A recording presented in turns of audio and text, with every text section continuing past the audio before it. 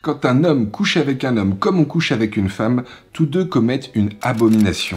Ils seront mis à mort et leur sang retombera sur eux. Waouh! Avec ce genre de phrase, on comprend pourquoi tant de croyants et de chrétiens particulièrement semblent avoir, comme qui dirait, un problème avec l'homosexualité. Pour certains, on dirait qu'il n'y a rien de pire. Un vrai péché. L'enfer assuré. Mais voyons, vous comprenez bien mes braves gens, c'est contre nature tout ça. Éventuellement encore, s'ils ne l'ont pas choisi. On peut pas vraiment leur en vouloir. Dieu les a peut-être créés comme ça. Par contre, il faut absolument qu'ils restent chastes. Rapport sexuel interdit. Sinon, ce sont des sodomites.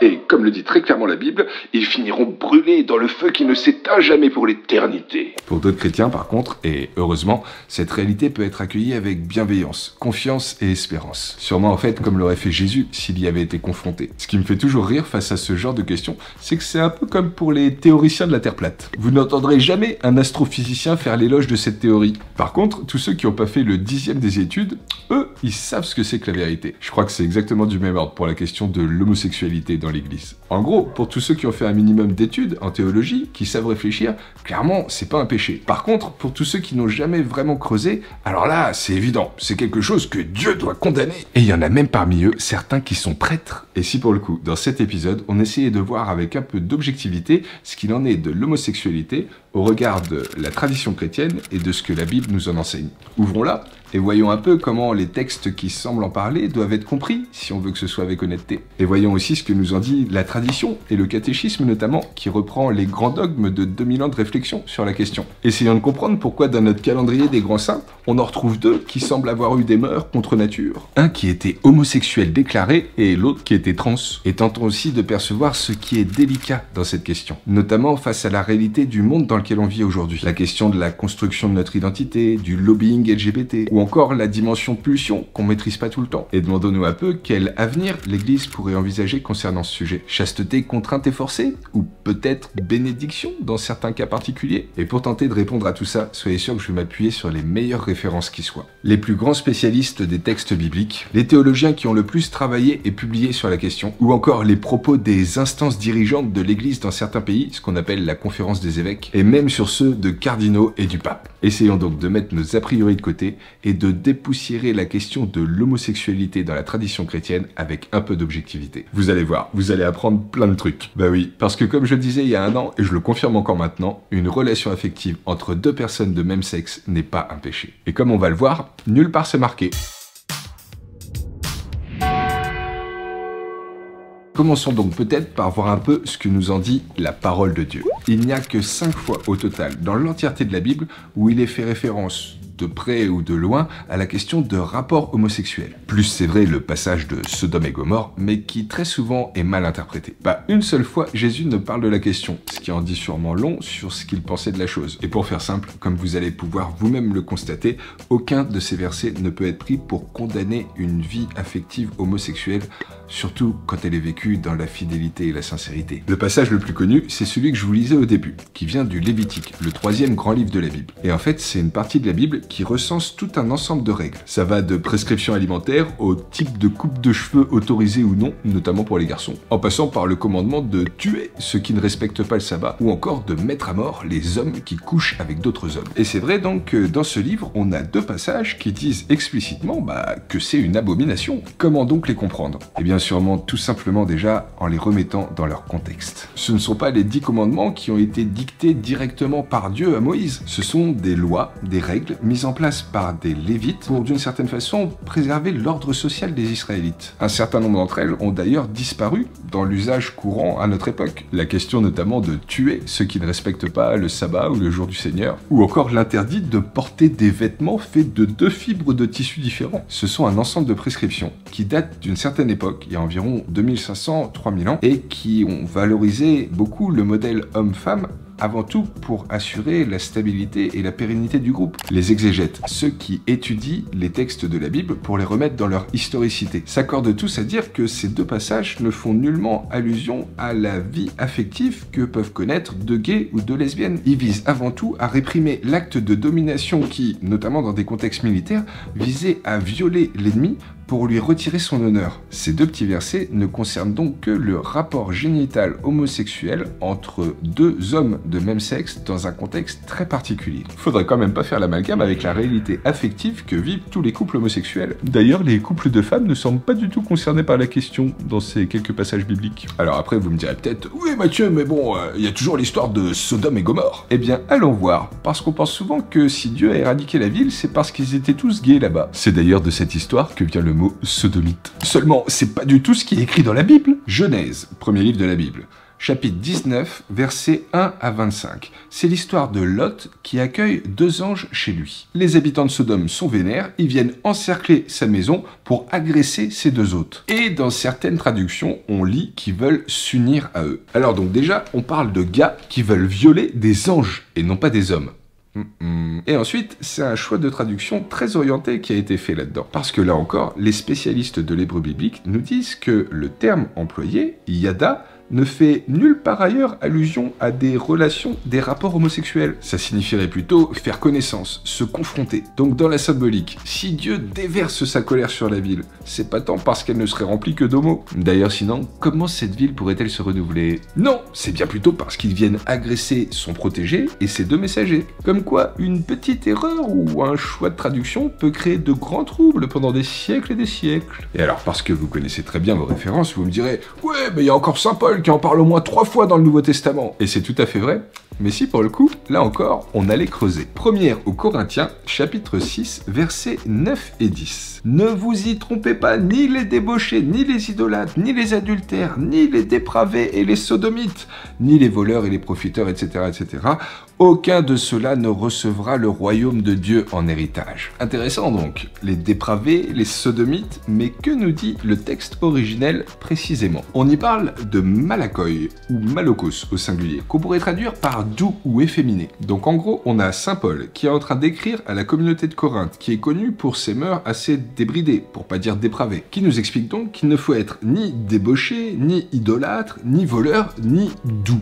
Comment comprendre ce terme, d'habitude élogieux, dans ce contexte? Eh bien là encore, les spécialistes du grec ancien, et biblique en particulier, nous expliquent qu'il faut sûrement plus comprendre une question de mollesse, de passivité. Ceux qui tirent au flanc, quoi. Mais alors, parce que vous connaissez le sujet, vous me direz « Ouais Mathieu, mais juste après, il y a le mot arsenokoitai ». Et c'est vrai, le même qu'on retrouve dans la première lettre à Timothée au chapitre 1, où on retrouve globalement la même liste de débauches qu'il vaut mieux éviter. Et c'est sûr que dans ce mot arsenokoites, on retrouve la racine coït. On pourrait donc choisir de le traduire par un homme qui couche, qui a un coït avec un autre homme. Ok, mais donc est-ce que pour autant on parle de relations affectives, amoureuses? Rappelons un instant que Saint Paul est en train de s'adresser à des Grecs dans l'Antiquité, là où on avait l'habitude de pratiquer ce qu'on appelait la pédérastie. Et c'était quoi? Des anciens qui initiaient des plus jeunes, très régulièrement des mineurs, à une certaine vie sexuelle. Alors question, est-ce que dans ces deux textes, c'est vraiment d'homosexualité dont Saint Paul parlait, ou plutôt de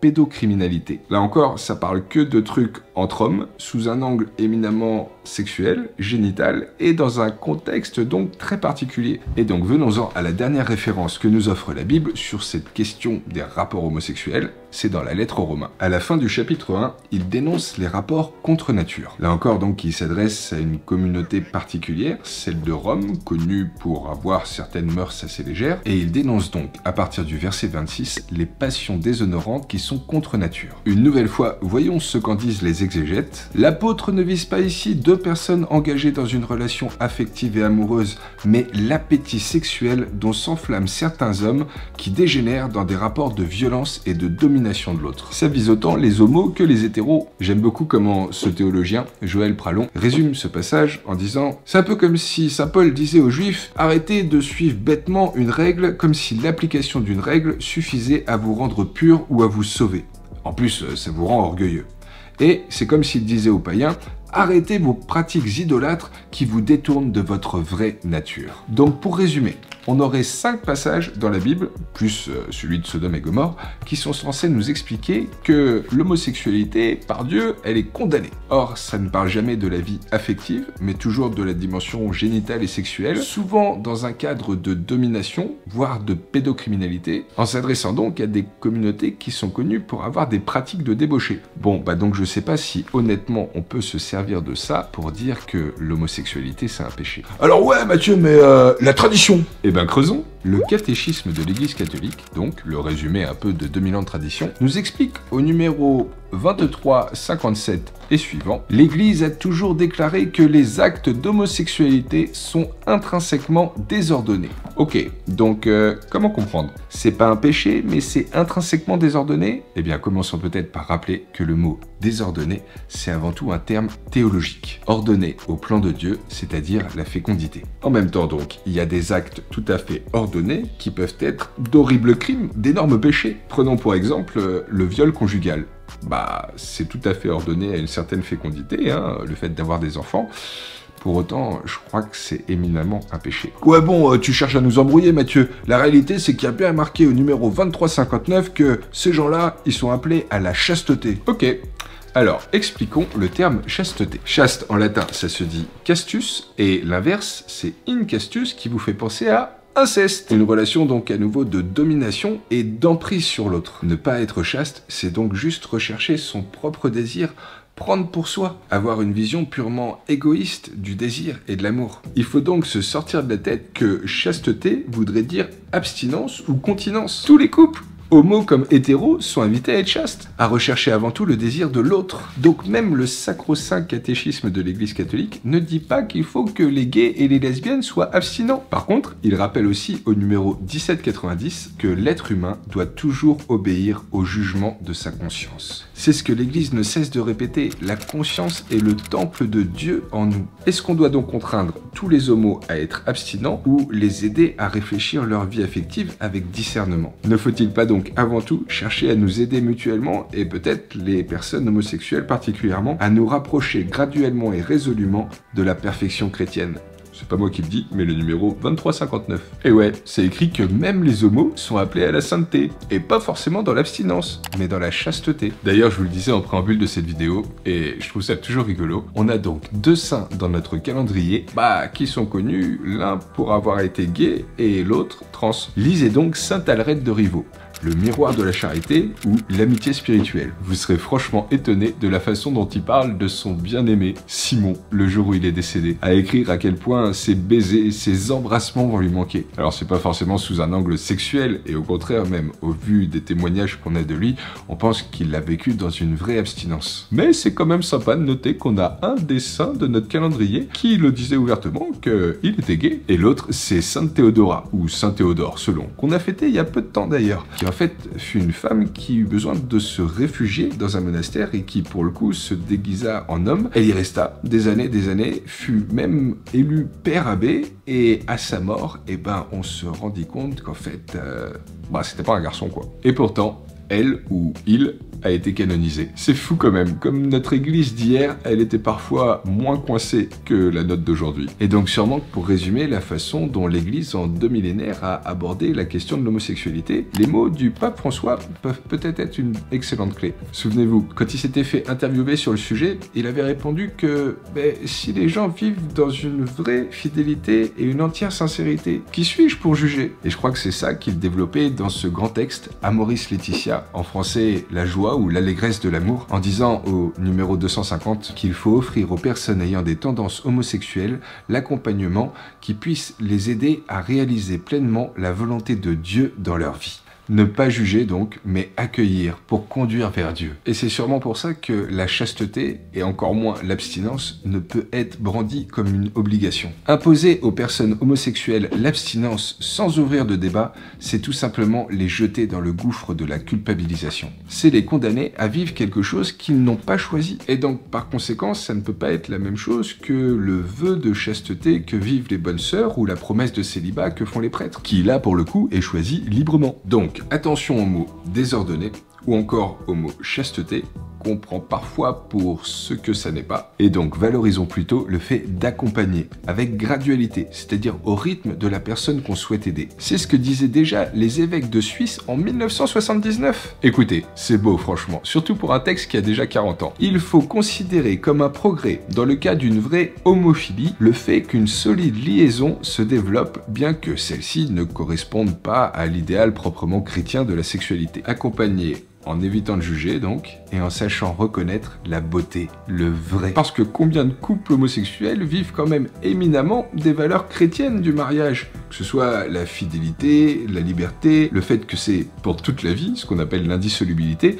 ou même la fécondité. Ça peut être à travers des enfants adoptés, mais ça peut être aussi à travers leur fécondité sociale, par leurs divers engagements. Pour résumer donc, comme dit si bien le cardinal Schönborn, regardons d'abord la personne dont la dignité va au-delà de sa tendance sexuelle, tendance qui, en elle-même, n'est pas un péché. Brandir en premier le catéchisme, sans même d'ailleurs savoir toujours le lire, c'est risquer d'enfermer, de condamner les gens. Et je doute au fond que ce soit ça qui puisse réellement les aider à avancer vers toujours plus de Dieu, toujours plus de bonnes nouvelles dans leur réalité. Peut-être qu'il faudrait donc, comme dit Joël Pralon, revoir certaines formulations du catéchisme, et aussi accepter, comme dit un autre théologien assez calé sur le sujet, Alain Thomasset, que la théologie soit tout simplement clarifiée sur cette question. Parce que, rappelons-le, la théologie est une science éminemment vivante qui a toujours besoin de s'actualiser par rapport à la réalité de ce que nous on vit au quotidien. Faire en sorte que, à chaque époque, dans chaque cas particulier, on puisse vraiment vivre ce à quoi on est appelé. Mais alors, allez pas croire non plus que je fais l'apologie de l'homosexualité.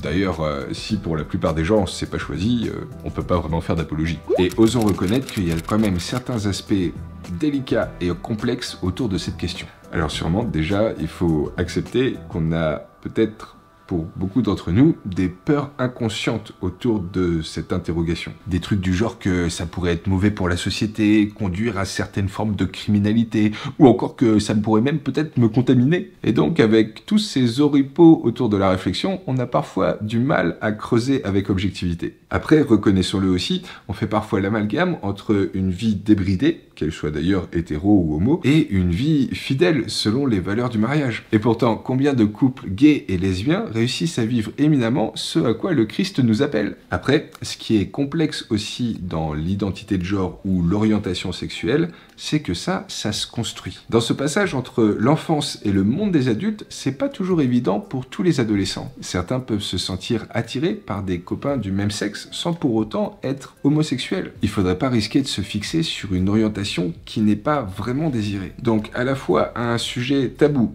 en société, mais même pour peut-être beaucoup d'individus parmi nous, parce que ça a fait partie de notre construction. Et plus que ça, rajoutons-le, un lobbying gay, LGBT, qui est vraiment présent en ce moment. Parmi ces groupes de pression, on dirait que certains voudraient que le monde entier soit homo. Et là encore, forcément, ça biaise le débat et la compréhension, à laquelle, cerise sur le gâteau, se rajoute la complexité des pulsions, qui est double, à la fois parce que si c'est condamné, psychologiquement, ça a un certain attrait. Donc condamnation rime souvent avec excitation des pulsions. Et l'autre truc, par rapport à ces instincts qu'on porte tous, c'est l'aspect d'expérience. Un peu au fond comme la meilleure des drogues, le sexe, quand on a goûté, ça donne envie de réessayer. Qu'on soit homo ou hétéro d'ailleurs. Et donc pour discerner notre orientation vraiment désirée, c'est peut-être pas ce qui est le plus approprié. Et là on retombe sur la question de la chasteté. Apprendre à aimer l'autre pour ce qu'il est. Donc faut le reconnaître quand même, pas facile comme sujet. La Bible ne semble donc pas le condamner, mais ça paraît pas pour autant l'idéal de sexualité qui y est préconisé. La tradition nous le présente avec des mots un peu compliqués qui ont besoin d'être interprétés, cette question de désordonné, de chasteté, et en même temps donc un sujet pas forcément facile à aborder avec objectivité dans la société, comme peut-être pour nous-mêmes aussi. Comment donc vivre la question de l'homosexualité dans l'Église? Eh bien déjà, il faut savoir qu'il y a 3 associations qui se sont érigées pour aider, que ce soit les personnes homosexuelles ou les personnes qui, parmi leurs proches, ont des homosexuels et qui sont tous chrétiens, ou cherchent à vivre selon l'évangile. On a Devenir un en Christ, mais aussi la communion Béthanie, et enfin David et Jonathan. Si l'homosexualité est donc un sujet qui fait partie de votre réalité et que vous êtes chrétien, eh bien je ne peux que vous enjoindre à aller visiter les 3 sites de ces associations. Je suis sûr que vous y trouverez tout plein de réponses à vos questions. Après, sûrement qu'il nous faut tous, individuellement, savoir accueillir sans juger, en offrant à l'autre, avec gradualité, un vrai chemin pour avancer vers tout ce que Dieu lui promet. Et enfin, peut-être que aussi pour l'institution, vous me demanderez, et pour le coup, je dois reconnaître que je n'ai sûrement pas les compétences théologiques pour savoir si un jour le mariage homosexuel pourrait avoir lieu dans l'Église. Mais ce qui est sûr, ce qui pose question, c'est qu'on a régulièrement des bénédictions, que ce soit de personnes, de lieux, de chiens,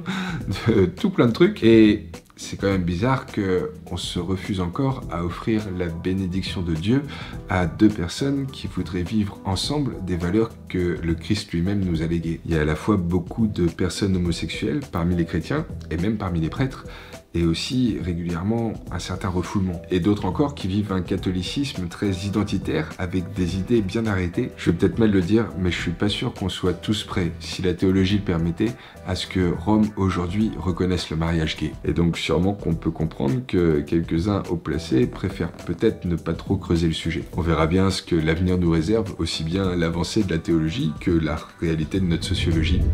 Est-ce que vous avez eu cette info qui est sortie il y a 2 jours? L'Église catholique de la Belgique flamande vient de mettre en place une célébration de prière pour les couples homosexuels qui s'engagent dans une union aimante et fidèle. N'est-ce pas fou quand même? Aujourd'hui, ce sont des évêques, c'est-à-dire le plus haut degré dans la hiérarchie de l'Église, qui vont autrement plus loin que ce que j'avais pu dire quand j'expliquais que c'était pas forcément un péché que d'avoir une relation affective sincère lorsqu'on est gay. Rendons grâce pour cette avancée, la théologie n'est pas une science figée. Et peut-être prions pour tous ces couples, qu'ils soient hétéros ou homo, que le Seigneur leur offre la grâce de vivre un amour vrai, sincère et fait de fidélité. Et donc j'espère qu'à travers ces quelques minutes, même si la vidéo aura peut-être duré un soupçon plus de temps que d'habitude, vous aurez perçu avec un petit peu plus d'objectivité la réalité de ce sujet dans l'Église. Et peut-être quelques petits conseils de lecture pour finir. Eh bien peut-être déjà le catéchisme de l'Église catholique. Et en intégralité, pas seulement les parties qui semblent condamnées, parce qu'il me semble quand même que le leitmotiv de ce bouquin, c'est avant tout ne pas juger. Pour continuer dans le même esprit et toujours de façon très catholique, Amoris Laetitia. Un très beau texte de François qui nous redit donc éminemment ce à quoi on est tous appelés, la joie de l'amour. Ensuite, sous l'angle théologie et homosexualité, très bien résumé, Joël Pralon. Église et homosexualité, où on retrouve un peu l'essentiel de la recherche et du constat où on en est aujourd'hui. Et aussi de Michel Salamollard, Les homosexuels, tout simplement. 2 ouvrages vraiment bien faits, argumentés et qui peuvent aider à discerner. Au niveau exégèse biblique, Thomas Romer, c'est le maître, tout simplement. Et là, pour le coup, sur cette question, je vous conseille l'ouvrage L'homosexualité dans le Proche-Orient ancien et dans la Bible. Vous m'excuserez pour le coup que ce soit Romer ou Salamollard, je les ai pas, c'est que quand c'est des bons ouvrages, on a tendance à les prêter et parfois on a du mal à les récupérer. À celui qui se reconnaîtra, oui, il y a un message là-dedans. Et enfin, dans un autre ordre d'idées, mais tout aussi enrichissant, Sodoma, de Frédéric Martel. On pourrait le résumer en disant tout simplement, la réalité de l'homosexualité dans le clergé. J'espère que vous aurez aimé cette vidéo et que vous comprendrez que le but était vraiment de vous donner matière à réflexion. Il ne faut bien entendu pas chercher à déformer la Bible ou la tradition, ni même à plaire au monde comme certains disent, mais toujours nous aider à mieux creuser comment être Jésus pour les autres. Et en vérité, pas idéalisé. Eh bien en tout cas, qui que vous soyez, hétéro ou homo, chrétien ou athée, que Dieu Tout-Puissant vous aide à avancer vers toujours plus de sainteté. Au nom du Père et du Fils et du Saint-Esprit.